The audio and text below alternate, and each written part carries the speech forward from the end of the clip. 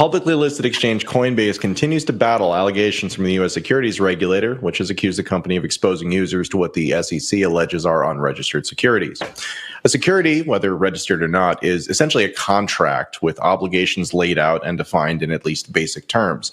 And that is the crux of Coinbase's argument for why the SEC is in the wrong here. Quote, because no such obligations are carried in the transactions over Coinbase's secondary market exchange, and because the value that Coinbase purchasers receive through these transactions adheres to the thing bought and traded rather than in the business that generated them, the transactions are not securities transactions, end quote. This is a somewhat controversial take, just because, again, in the world of cryptocurrency, there's a lot of questions about what really is a security as it relates to the Howie Test. Zach, I'm going to throw this one to you first. Kind of what's your read on this argument? Is this a strong argument for them?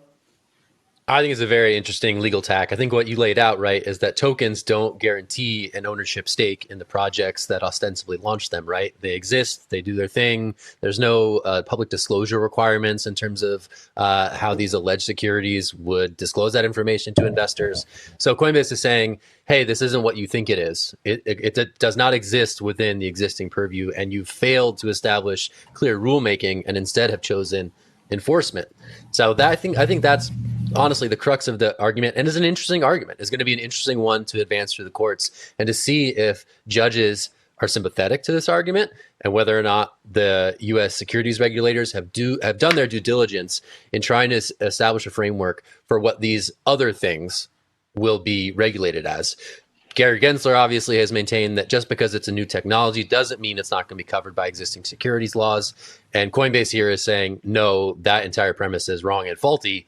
And how that's all going to get arbitrated in court is going to be really fascinating. But yeah, interesting to see this as the initial volley. Wouldn't have necessarily expected that this would have been the approach, but certainly it's a strong statement. That's what I'll say. Will, I'll toss it to you. Yeah, I actually kind of disagree with Coinbase here. I think that some tokens that they list are not securities, but some of them do fall under the parameters of what a security would be, even if they use different language and wording. Let's take, for example, a governance token. There's a lot of governance tokens listed on Coinbase. You're able to purchase them there. These governance tokens basically have one purpose. That is to govern the function of a DAO that controls the network. And these DAOs purpose is to streamline the network, adopt more users, and generally increase the price of the token. It's like a classic flywheel for these things. And that's been well known for a lot of these projects. You need that. And I actually don't disagree that that's not a good use case for these tokens. I think a governance token can have good place. But if it quacks like a duck, I think you sort of get the picture, right? Like there could be some problems here. Now, not all the tokens that are listed on Coinbase are that. I think some of them are like that. So I sort of take a different stance. I just think like the Howie Test in general is like an old, outdated law and could be changed based on the fact that, things have changed, technology has changed, and there's probably a better way of enforcing regulations than what they're doing currently.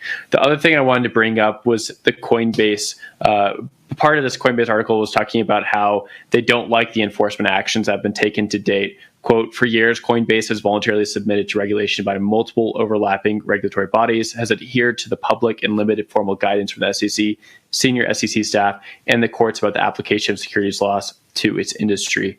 They're basically taking another stance within this argument saying, not only do we think the securities laws are wrong, but we've tried to listen to you guys and you guys have not helped.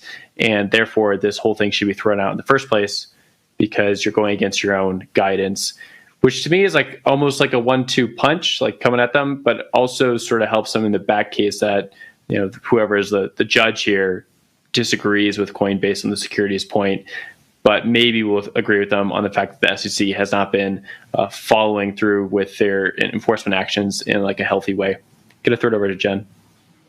Yeah, I think it's a good argument. And Will, to your point, I mean, there are all of these tokens that exist and there is the theoretical use case for it, but then there's how people are actually using that token. And we need to take all of that information into consideration. I think what this highlights is there's the Howie test. It's been used in one way by the SEC for a really long time, but when applied to this industry, maybe there are aspects of the Howie test that are left up for interpretation, which then means the Howie test maybe is not the best tool to use if it can be left up to interpretation. And I think Coinbase's response to this shows just how it can be left to interpretation. Like we're discussing it right now. We're taking different things away from how the Howie test is being applied to different tokens that Coinbase lists. And I think that's a good thing to highlight. Zach?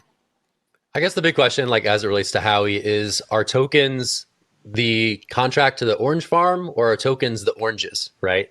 Are tokens an investment contract, or are they just merely something that maybe was initially involved in what may have been an investment contract, and therefore it doesn't necessarily sort of comport with like these existing structures, right? And there's a lot of fuzziness and a lot of questions around that. We've seen a big debate spring up over the launch of Prometheum, which got a special purpose broker dealer license to trade in digital asset securities, but hasn't really offered much detail into how that would actually work in terms of the investor protections and other things set forth by current regulations. So this conversation is really fascinating. For Coinbase to zig in this direction with their sort of initial statement, it's just going to make for some really interesting viewing, I think, in terms of this brewing SEC crackdown legal/regulatory fight that's obviously being played out on multiple fronts right now. So yeah, another fascinating move to see.